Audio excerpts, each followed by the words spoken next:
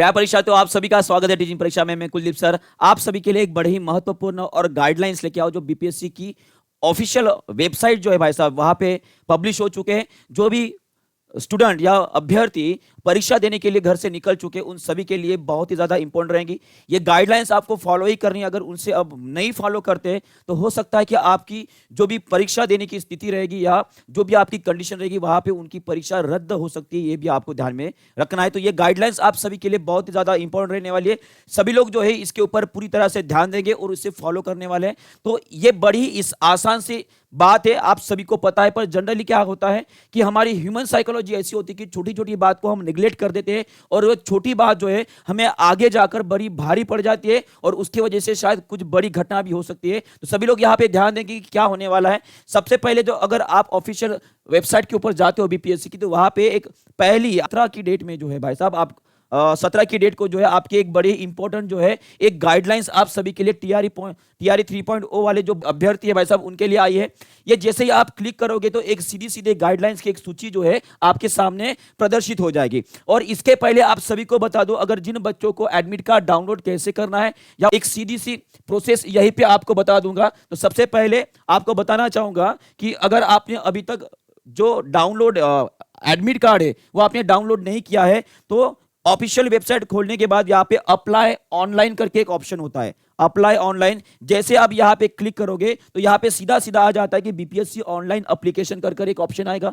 वहां पे जैसे ही आप क्लिक करोगे तो ये पेज छोड़कर वो दूसरे पेज के ऊपर डाइवर्ट हो जाएगा और साथ में आपका लॉगिन और भाई साहब पासवर्ड यहाँ पे पूछा जाएगा। यहाँ पे जैसे आप आपका यूजर नेम और भाई साहब पासवर्ड और साथ साथ यहाँ पे जो अंक दिया है या शब्द दिए है वो डालने के बाद लॉगिन करोगे तो वहां पे सीधा सीधा आपका डाउनलोड एडमिट कार्ड कर ऑप्शन आ जाएगा। उस तरह से आप एडमिट कार्ड को डाउनलोड कर लोगे। एडमिट कार्ड डाउनलोड हो गया, उसकी प्रिंट निकालोगे। अब बढ़ते हैं जो नोटिफिकेशन आया है बीपीएससी की ओर से, जो गाइडलाइंस उन्होंने दी है उनके बारे में थोड़ा देखते हैं। देखिए इन्होंने क्या बोला है। सबसे पहले ये आपका इस प्रकार का एडमिट कार्ड डाउनलोड हो जाएगा, ठीक है। यहाँ पे आपका रोल नंबर रहेगा और यहाँ पे आपका बारकोड रहने वाला है और यहाँ पे 6 अंक वाला आपका कोई भी एक रोल नंबर रहेगा। यहाँ पे आपका बारकोड रहेगा, यहाँ पे नाम जो भी है आपको अच्छे से चेक कर लेना है। साथ में यहाँ पे और यहाँ पे आपका फोटो रहेगा, वो फोटो भी आपको अच्छे से चेक करना है। एडमिट कार्ड में सबसे इंपॉर्टेंट कोई बात होगी तो वो आपके फोटो रहेंगे और साथ में रोल नंबर और ये आपका बारकोड नंबर रहेगा। ये बारकोड नंबर बहुत ज्यादा इंपॉर्टेंट है क्योंकि आपको बता दूं जो आप नोटिफिकेशन में जो गाइडलाइंस दी है वहां पे सीधा सीधा ऐसे लिखा गया है कि जो भी अभ्यर्थी रहेगा उस अभ्यर्थियों को भाई साहब अपनी परीक्षा केंद्र में लगभग 2 घंटे पहले, मान कि अगर 12 बजे का आपका पेपर है तो आपको ठीक 9:30 से लेकर कितने जी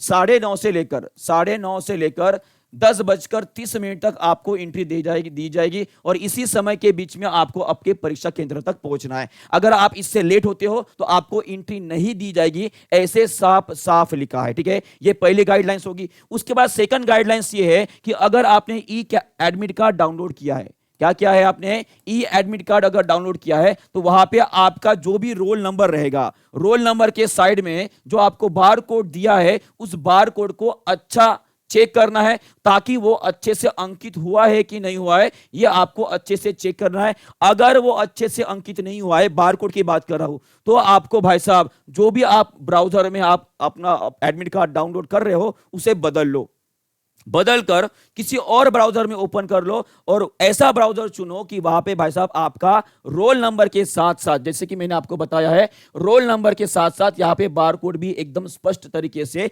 दिखाई देना चाहिए, ठीक है, क्योंकि ये बारकोड शायद वहां पे रीड किया जाएगा। और उसके साथ साथ कुछ और बातें हैं जो आपको बताना है कि यहां पे आपके एडमिट कार्ड के साथ आपका फोटो पहचान पत्र भी आपको लेके जाना है, फोटो पहचान पत्र भी लेके जाना है ताकि वहां पे जाने के भाई साहब आपकी कोई भी दिक्कत ना है, ताकि आपको सीधी सीधी एंट्री मिल जाए आपके परीक्षा केंद्र के अंदर। उसके साथ ओएमआर शीट के बारे में यहां पे कुछ लिखा गया है, वो भी मैं आपको बताना चाहूंगा। देखिए ओएमआर शीट के बारे में क्या लिखा गया है।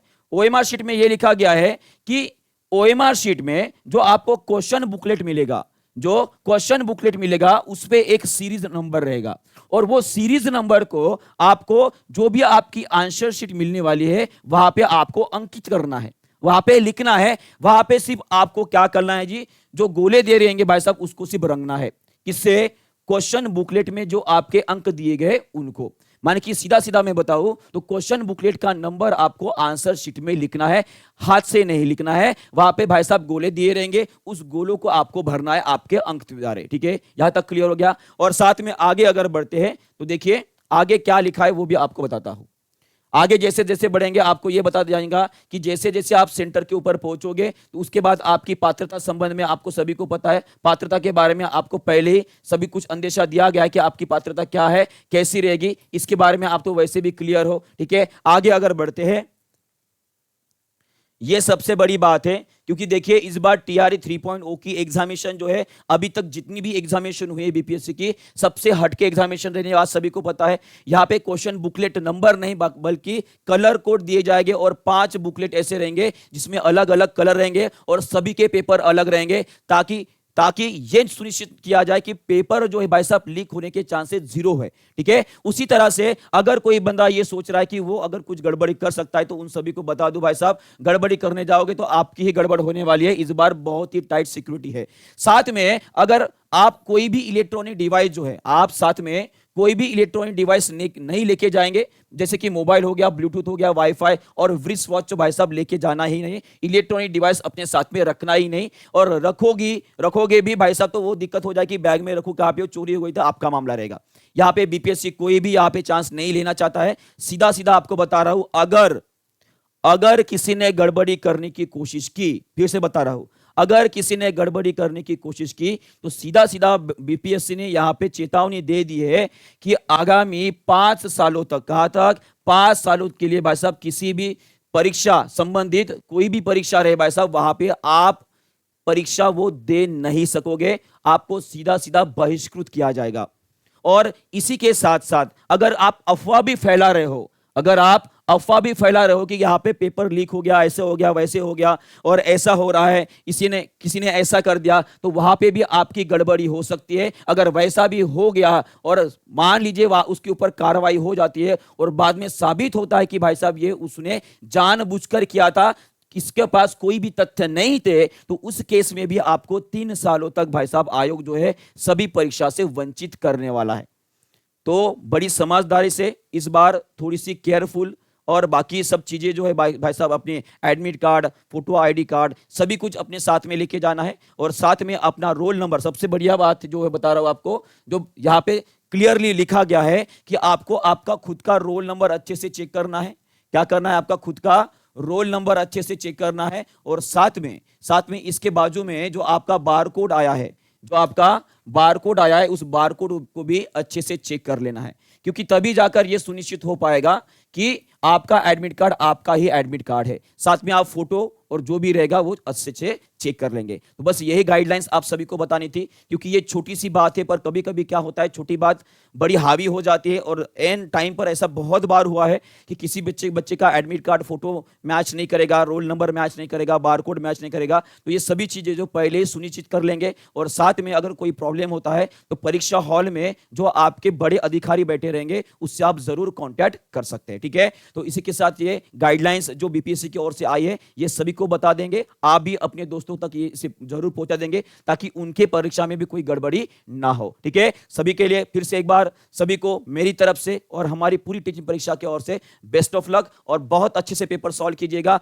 एक बात हमेशा ध्यान में रखिएगा, आपने बहुत मेहनत की है और उस मेहनत का फल अभी आपको मिलने वाला है। पर यही सोच के आपको अपना जो टीआरई 3.0 का पेपर है वो देना है। Best of luck, thank you very much.